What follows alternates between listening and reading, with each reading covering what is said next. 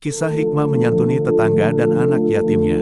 Abdullah bin Mubarak, termasuk salah seorang ulama salaf masa-masa setelah wafatnya Rasulullah SAW dan berakhirnya Khulafaur Rasyidin, yang masih mengikuti jalan dan teladan Rasulullah SAW dan para sahabat beliau. Ketika selesai menjalankan ibadah haji, ia sempat tertidur di Baitullah tidak jauh dari Ka'bah. Tiba-tiba ia melihat suatu pemandangan di mana dua malaikat turun dari langit menuju area tawaf. Salah seorang dari mereka berkata, "Berapa orang yang berhaji tahun ini?" Malaikat satunya berkata, 600.000 orang. "Berapakah yang diterima hajinya?" "Tidak seorang pun, tidak seorang pun," tanya malaikat yang pertama, seakan tidak percaya. Malaikat kedua berkata lagi, "Tetapi seorang tukang sol sepatu sandal di Damaskus bernama Muwafiq yang tidak jadi berhaji, justru diterima hajinya oleh Allah. Dan berkah dari diterimanya hajinya Muwafiq ini, diterimalah semua ibadah haji pada tahun ini." Abdullah bin Mubarak segera terbangun, dan terheran-heran dengan mimpi yang dialaminya. Benarkah seperti itu keadaannya? Tidak ada pilihan lain, kecuali membuktikan adanya seorang tukang sol sepatu yang bernama Muwafiq tersebut. Dari Makkatul Mukarramah, Ibnu Mubarak tidak langsung pulang, tetapi memacu tunggangannya menuju Damaskus di Syam, Syria. Setibanya di sana, ia mencari tahu tentang Muwafiq tersebut, dan ternyata tidak terlalu kesulitan. Profesinya sebagai tukang sol sepatu sandal selama puluhan tahun membuatnya ia banyak dikenal oleh orang-orang di Damaskus.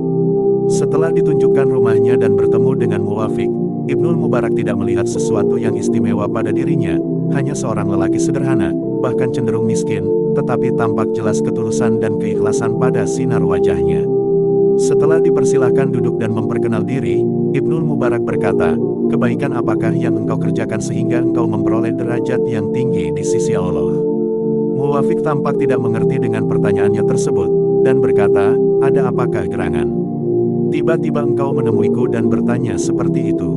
Kemudian Abdullah bin Mubarak menceritakan kalau ia baru saja selesai berhaji dan mengalami mimpi seperti yang dialaminya tersebut, yang kemudian membawa langkahnya untuk menemuinya.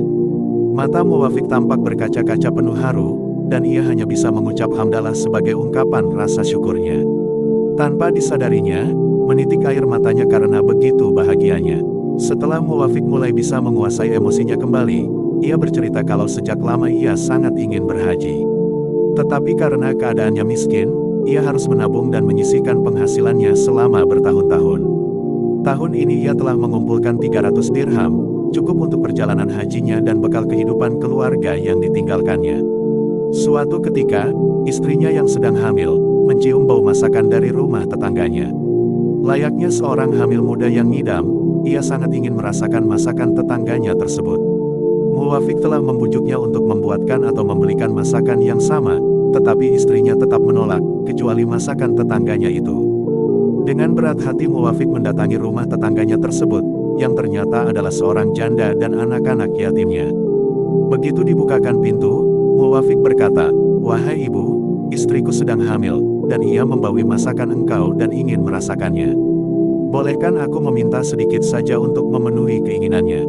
Tampak kesedihan di mata wanita itu, bahkan hampir menangis.